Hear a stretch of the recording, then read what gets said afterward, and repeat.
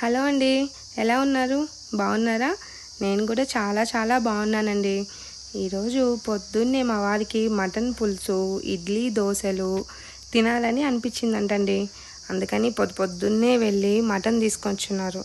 ఇక నేను దాన్ని బాగా కడిగేసేసి ఉప్పు పసుపు వేసేసి స్టవ్ ఆన్ చేసేసాను అనమాట.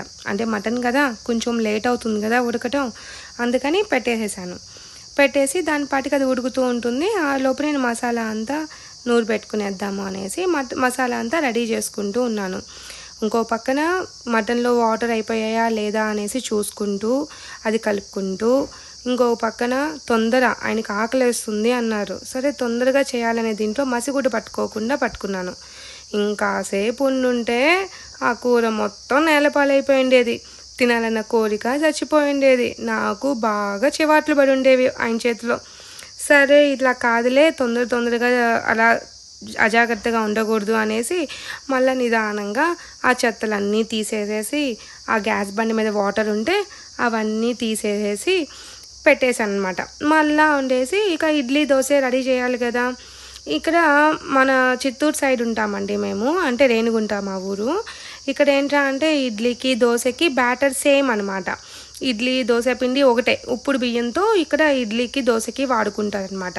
అంటే ప్రకాశం డిస్టిక్, గుంటూరు, నెల్లూరు డిస్టిక్స్ లాగా రవ్వ ఇడ్లీకి మళ్ళీ దోశకి రెండింటికి సపరేట్గా పిండి ఏమి ఉండదు అనమాట. ఇక్కడ సేమ్ ఒకటే పిండి.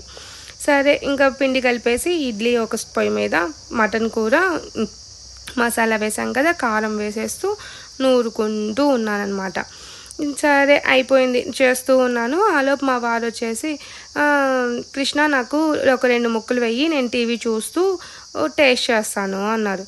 ఏమండి ఇప్పుడేనండి కారం వేశాను, కొంచెమన్నా వేగనియండి అంటే, చాలే వేగినంత, ఊరికే నేను టేస్ట్ చేస్తాను, నాకు 2 ముక్కలు వేసియ్యి అన్నాడు. సరే ఉండండి కలుపుతాను 2 నిమిషాలు అంటే, సరే అలా కలిపానో లేదో, ఆయన లేదు నాకు ఇప్పుడే వేసేసేయి నేను తింటూ ఉంటానని ఆయనే వేసుకున్నారు. చూడండి, ఆయనే వేసుకుంటున్నారనమాట.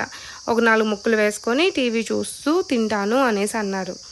సరే ఆయన కోరిక మనం ఎందుకు కాదనుకుంటాము, ఎంత కాదన్నా మన పతిదేవుడు కదా, ఆ మాత్రం ఆయనే కదా తెచ్చుకున్నాడు, తినాలని ఉంది అనేసి ఆయనకే వేసుకోమన్నాను. ఆ తర్వాత మనకి ఇడ్లీకి దోశకి పులుసు కావాలి కదా, అందుకని ఇంకా వాటర్ వేసేసి అడ్జస్ట్ చేసి అది పెట్టన్నాను అనమాట. ఇకపోతే షింకు చూస్తే బోల్డ్ అని అంట్లున్నాయి. నోరి నాయన, ఈ అంట్లన్నీ ఎప్పుడు కడగాల అనుకుంటూ ఉన్నాను. ఈలోపు నేను మా వారిని, ఎలా ఉందండి, ఉప్పు కారం సరిపోయిందా అండి అనేసి అడిగాను. అడిగితే అప్పుడు ఏం చెప్పాలి, సరిపోతే సరిపోయిందని, లేదంటే ఉడకలేదని ఏదో ఒకటి చెప్పాలి. ఈయన ఏమన్నారో తెలుసా, ఏమో నాకు తెలీదు అన్నారు. ఓరి నాయన, నా బ్రెయిన్ అట్లే ఆగిపోయింది ఒక్కసారిగా. ఏంది, ఎలా ఉందో తెలీదా, తింటుంది నువ్వే కదా స్వామి, నీకు తెలీదా అని నేను అన్నాను. అంటే బాగానే ఉందిలే అన్నాడు. ఇంకా నాకు ఆ ఆన్సర్కి ఏం చేయాలో తెలియక మైండ్ పోయిందనుకోండి. మైండ్ పోయేసేసి గబా షింకులో అంట్లు కడుగుతున్నాను అనమాట. అసలుకి ఏం చేయాలో అర్థం కాల, ఆ ఆన్సర్కి ఏమనాలో తెలియలా.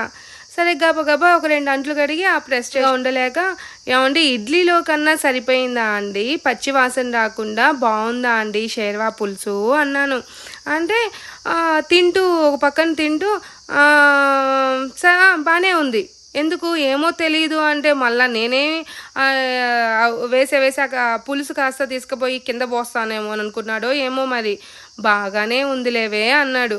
ఓరే ధర్మానికి బాగానే ఉంది అన్నావా, ధర్మం ప్లీజ్గా అనుకున్నా. సరే ఎగ్ దోశ వేసి ఇవ్వు అంటే, ఇక ఎగ్ దోశ వేసి ఆయనకి వేసి పెడుతూ ఉన్నాను అనమాట. అవునండి, ఇంతకీ మీ ఇంట్లో కూడా ఇలాగే ఉంటారా? ఇలాగే ఉంటే నాకు ఒక కామెంట్ చేయండి. మీ వారు కానీ, మీ పిల్లలు కానీ, మీ అత్త మామలు కానీ, మీ అన్నదమ్ములు కానీ, ఎవరైనా సరే ఇలాంటి ఆన్సర్స్ మీ ఇంట్లో కూడా చెప్తారా? చెప్తే నాకు కామెంట్ రూపంలో తెలియజేయండి. Okay, bye.